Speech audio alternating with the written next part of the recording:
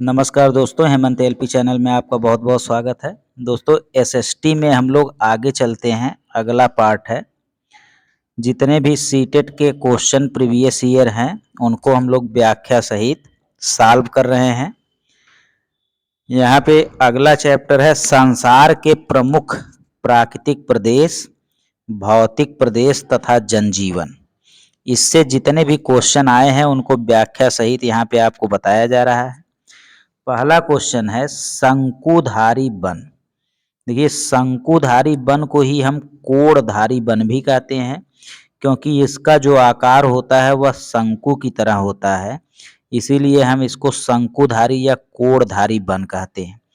ये वन जो है उत्तरी गोलार्ध में पाए जाते हैं। जैसे यहाँ पे आप ग्लोब अगर बनाएंगे तो जो उत्तरी गोलार्ध होता है, उसी उत्तरी गोलार्ध में शंकुधारी वन पाए जाते हैं और यह उच्च अक्षांशों में पाए जाते हैं। उच्च अक्षांशों का मतलब होता है कि लगभग 50 अंश अक्षांश से लेकर 70 अंश अक्षांश के बीच में जो वन पाए जाते हैं उसे आप शंकुधारी या कोणधारी वन कहते हैं, और इसी को हम टैगा वन के नाम से या उत्तरी गोलार्ध में पाए जाने के कारण उत्तरी वन के नाम से भी जानते हैं। ये वन अधिक ऊंचाइयों पर पाए जाते हैं। इन वनों के प्रमुख वृक्ष जो है चीड़ के वृक्ष एक टैगा जो है वन के उदाहरण है, देवदार के वृक्ष, फर के वृक्ष, हेमलाक के वृक्ष, स्प्रेस के वृक्ष, ये सब जो है शंकुधारी या कोणधारी वन के उदाहरण हैं जो उत्तरी गोलार्ध में पाए जाते हैं और उत्तरी गोलार्ध के उच्च अक्षांशों पर पाए जाते हैं। इसके भी उत्तर में अगर हम जाएंगे, जैसे मान लीजिए यहाँ पे आप 50 से 70 के बीच में पाया जा रहा था टैगा, इसके भी अगर हम उत्तर में जाएंगे तो यहाँ पे टुंड्रा वन पाया जाएगा। एकदम ध्रुवीय क्षेत्रों में टुंड्रा वन पाए जाते हैं।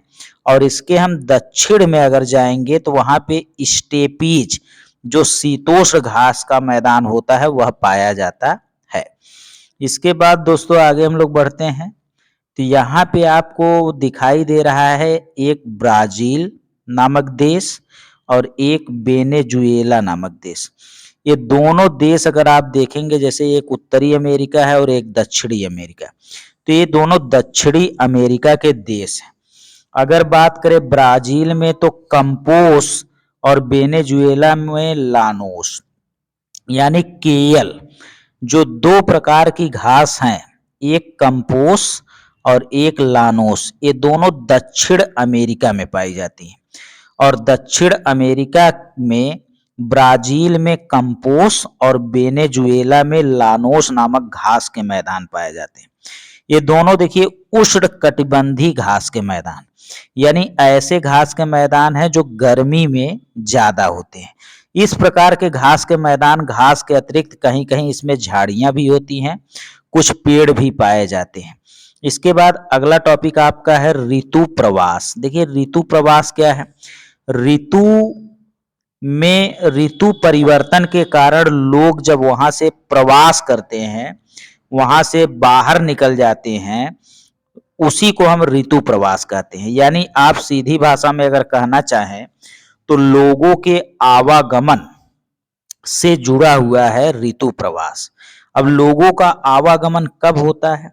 देखिए आजीविका की तलाश में जब ऋतु परिवर्तन के अनुसार अपने पशुधन के साथ चारागाहों की खोज में स्थान परिवर्तन ही ऋतु प्रवास कहलाता है।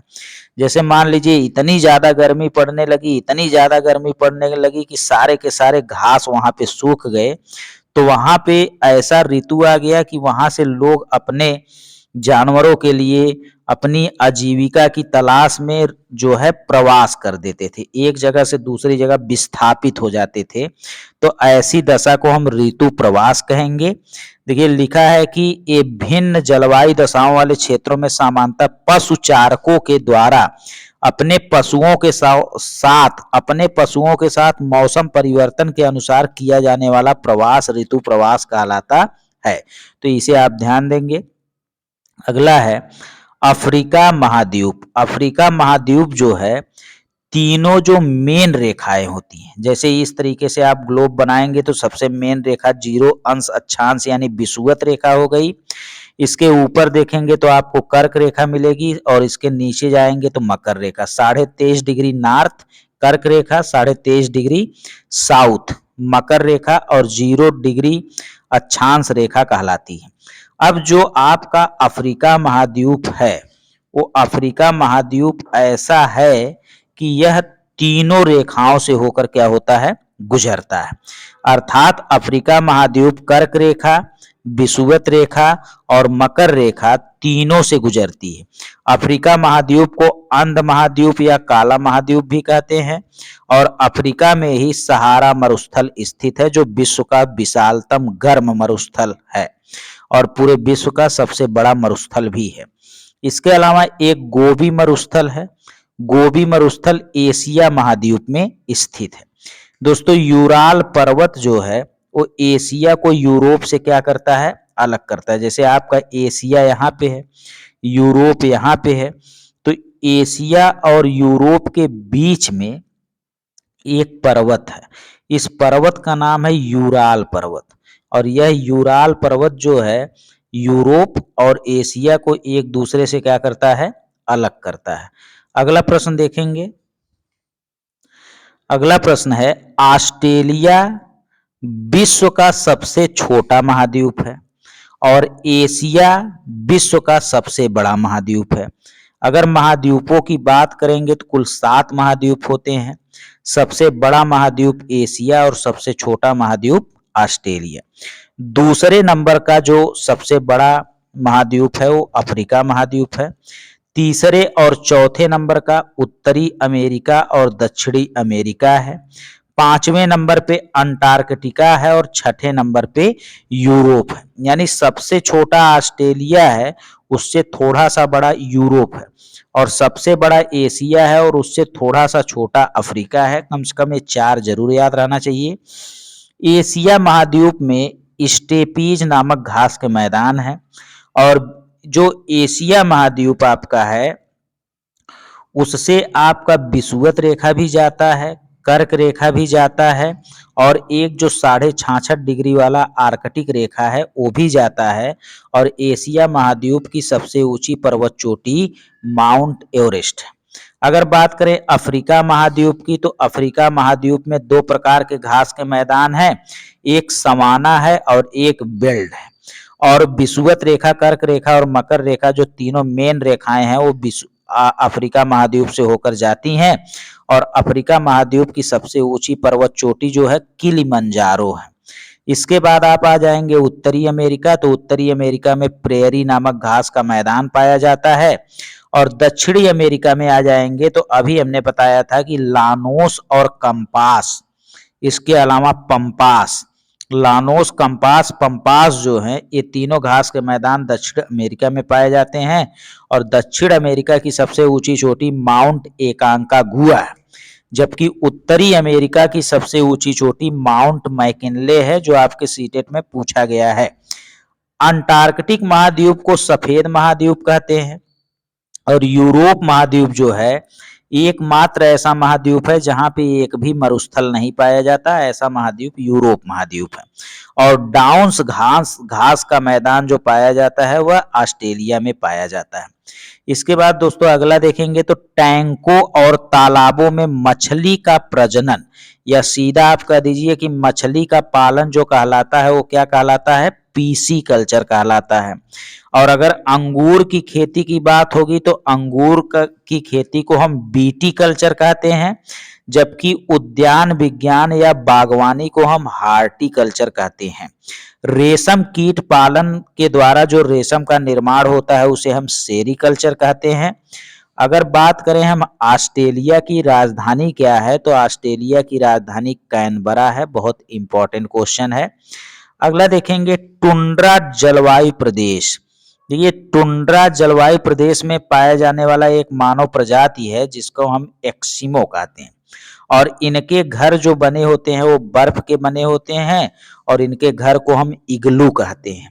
इनका पालतू पशु जो होता है उसे हम रेंडियर कहते हैं, जो हिरन प्रजाति का जानवर होता है और हमने अभी बताया था आपको कुछ देर पहले कि टुंड्रा जो होता है वो ध्रुवीय क्षेत्रों यानी 66.5 डिग्री के आसपास जो होता है उसे कहते हैं। अभी हम लोग बात किए थे कि जो 50 से लेकर 70 के बीच वाला क्षेत्र है उसे हम टैगा प्रदेश कहते हैं, टैगा प्रदेश। और 70 से जो ऊपर है या 66.5 या 70 के ऊपर जो ध्रुवी वाले क्षेत्र हैं उन्हें हम टुंड्रा प्रदेश कहते हैं। तो ये चीज आपको याद रखना है। प्राकृतिक प्रदेशों की योजना, प्राकृतिक प्रदेशों की योजना को सर्वप्रथम हर्बर्टसन ने किया था। अगला देखेंगे कुछ वनस्पति के प्रकार और वनस्पति के उदाहरण। जैसे उष्णकटिबंधीय वर्षा वन, तो उष्णकटिबंधीय वर्षा वन का उदाहरण है महोगनी। महोगनी नामक पौधा जो है उष्णकटिबंधीय वर्षा वन का उदाहरण है। और उष्णकटिबंधीय पतझड़ वन का उदाहरण है साल, यानी साल जो है वो पतझड़ वन का उदाहरण है, पतझड़। और महोगनी जो है वो वर्षा, यानी जैसे मेघालय में वर्षा होता है, बहुत ज्यादा वर्षा होता है, तो माँ से मेघालय, माँ से महोगनी, तो महोगनी वर्षा वन वाला है। और साल पतझड़ वन वाला है। और कटीली झाड़ियां वाला बबूल है। और मैंग्रोव वन वाला सुंदरी वृक्ष है। ठीक है। इसके बाद देखिए दोस्तों जीव मंडल क्या होता है। तो जीव मंडल आप जानते हैं कि जीव मंडल का मतलब होता है कि ऐसा मंडल जहाँ पे जीवन संभव हो, जहाँ पे सजीव रहते हैं, यानी मानव सहित जितने भी जीवित जीव या सजीव जीव पाए जाते हैं वो सब जीव मंडल में। जैसे पौधे हो गए, पशु हो गए, ये सब के सब जीव मंडल में आते हैं। अगला आप देखेंगे तो उष्णकटिबंधीय घास के मैदान। उष्णकटिबंधीय यानी जो गर्मी में घास का मैदान होता है सवाना, सवाना जो अफ्रीका महाद्वीप में पाया जाता है। आपसे पूछेगा जो सवाना घास का मैदान होता है वो कहाँ में पाया जाता है, तो अफ्रीका में पाया जाता है, अफ्रीका महाद्वीप में। और जो सवाना महाद्वीप होता है वो गर्मी वाला उष्णकटिबंधीय घास का मैदान होता है। ठीक है। इसके बाद आगे आएंगे तो पंपास, यानी पंपास अर्जेंटीना में पाया जाने वाला घास का मैदान है जो दक्षिण अमेरिका में स्थित है। स्टेपीज यूरोप में पाया जाने वाला घास का मैदान है। डाउन्स ऑस्ट्रेलिया में पाया जाने वाला घास का मैदान है। और चाहे पंपास हो, चाहे स्टेपीज हो, चाहे डाउन्स हो, ये शीतोष्ण कटिबंधीय घास के मैदान है। यानी ये ठंडी और गर्मी मिक्स, शीत और उष्ण मिलकर जो घास के मैदान है वो पंपास, स्टेपीज और डाउन्स है। इसके बाद प्रेयरी जो है, प्रेयरी उत्तरी अमेरिका के घास के मैदान को हम कहते हैं। वेल्ड घास का मैदान जो है वो दक्षिण अफ्रीका में पाया जाता है। तो आपको इतनी चीजें कम से कम इस पार्ट में याद रखनी है। इसके बाद जो भी रहेगा वो नेक्स्ट पार्ट में रहेगा। धन्यवाद।